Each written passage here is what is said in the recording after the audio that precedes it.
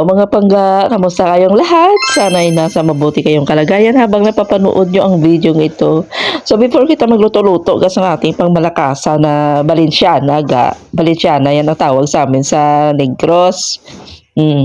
Dahil na kuha naman ako ng espiritu ng kasipagan na kiskisin natin itong portion sa counter sa ibaba, no? Kasi na ano na ni guys sa aming kitchen na general cleaning. So ito na lang ang portion na hindi ko pa ito nalinis-linisan ga yung nilalagyan ng basurahan namin guys. So dahil sinipag ako ga ating kiskisin at paliguan na naman ang sahig ng ating kusina di ba? Ganun tayo huwaran tayo na kadama ga. The last day goes, they expand and shrink. Memories blur faster than you think. Moments forever, the next just a blink. And this the last day time we sink or swim. So hold on tight to now, 'cause time will wait for you. And this the last day flow, each second's precious true.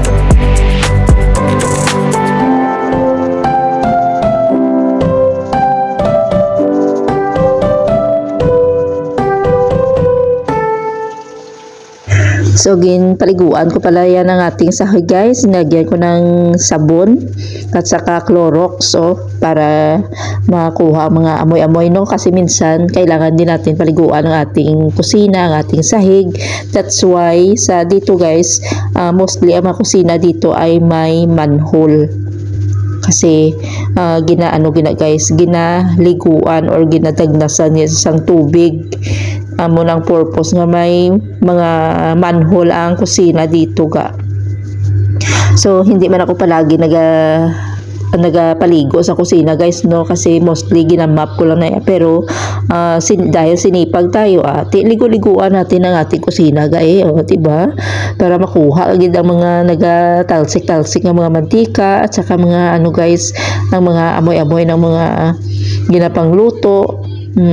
At saka maiwasan din natin na istaran or pamugaran ng mga ipis no, kasi takot pa naman sila yan sa ipis ga.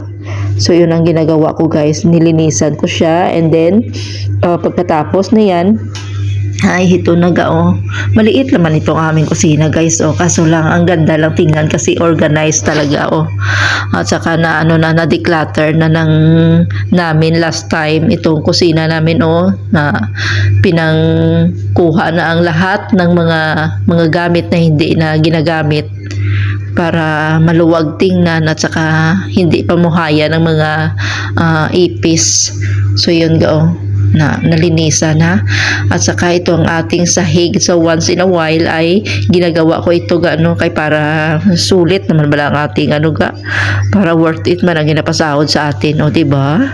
So mikos-mekos na lang na iya. So pagdating dito guys fast forward tayo kasi magluluto tayo ng ating pangmalakasan na Balenciana. Balenciana itong tawag sa atin guys.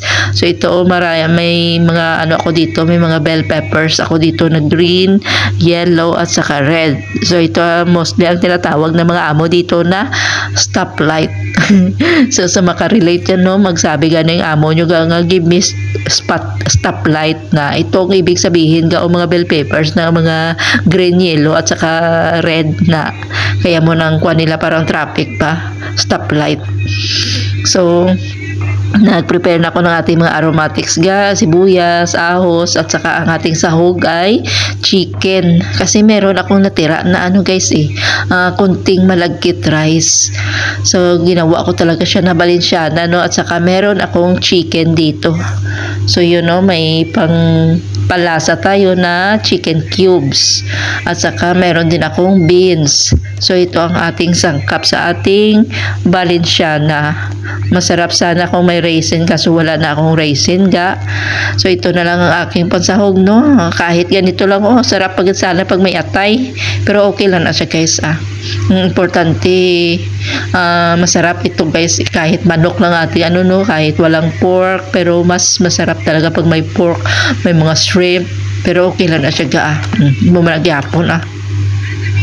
So, kamusta kayong lahat? Sana ay nasa mabuti kayong kalagayan ga habang napapanood yung video natin. So, ito magluto-luto tayo guys, no? Kahit walang okasyon, kung gusto natin, no, mag-cravings tayo, ay talagang makakain tayo, makaluto tayo sa ating mga cravings minsan na.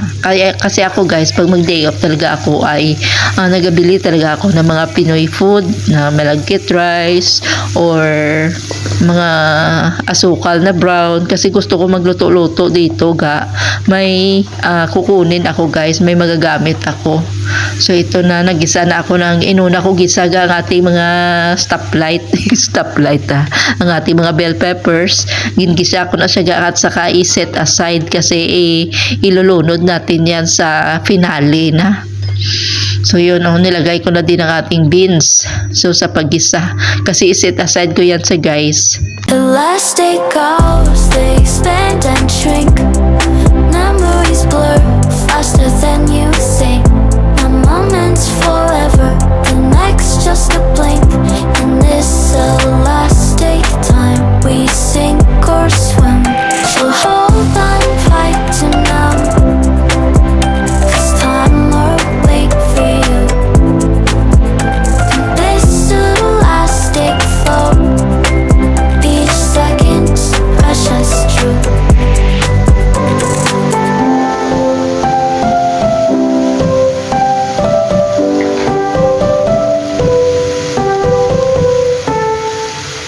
So mikos-mikos na natin ito nga pagisa, no? Nilagyan ko pala siya ng turmeric powder ga sa pagisa at saka ginlunod ko na ang ating pampalasa na chicken cubes.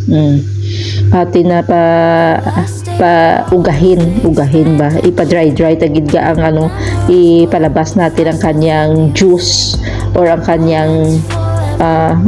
kanyang juice ga na, at saka lagyan natin ng tubig. Yan, ang ating sabaw. 2 baso guys kasi depende din sa ating malagkit rice. So, mikos-mikos na lang natin yan guys. At saka, hintayin natin na kumulo at saka ilunod na natin ang ating malagkit rice ga kay para together sila nga mag-tender. So, mikos-mikos hanggang sa ganito na siya mga panggao. Fast forward na lang ito guys, no? Kasi mahaba ng video natin, no? Pangkat-cut na lang natin kay para hindi tayo maghaba-haba ng video ka, magka-boring-boring pa ng video natin kung sobrang haba naman ga, no? So ito na siya guys, ilunod na natin ang ating mga sahog guys. Yan, di ba? Ang dali lang magluto nito mga pangga. So konting minuto na lang at saka kuha na natin sa apoy. Yan. Ang sarap ng ating Valenciana. So ito na naluto ng ating Valenciana mga pangga. Yellow gid guys ang ating Valenciana, di ba? Ay nako, kahit walang birthday ka, kahit walang okasyon, kung gusto natin na makaluto ng mga ganito, pwede tayo makapagluto dito guys. So samahan niyo ako at kakain tayo mga pangga. So unsay mga ulam niyo diha. So ito ang aking ito na ang aking pagkain, no? Umaga, tanghali, gabi. Init-initi lang ito guys. Itong ating Valenciana ga. Pero mas masarap talaga ito pag may raisin guys at saka atay, di ba? At saka mas masarap pa ito pag may pork. Kaso lang wala tayong pork. So ito na lang ating pagtiyagaan. So manok na lang ating sahog. So hanggang dito na lang mga pangga. Salamat sa pagsama sa akin sa paglantaw sa aking palabas. So see you again on my next vlog guys. Please don't forget to hit like and I would appreciate if you leave some comment and mag-ingat-ingat na lang tayo palagi. Let's appreciate little or big things that we have and let's be grateful. So, have a great day or have a great night everyone. Stay safe and stay healthy. Iwas-iwas tayo sa stress and enjoy life. God bless! Could you find a way to let me down slowly? A little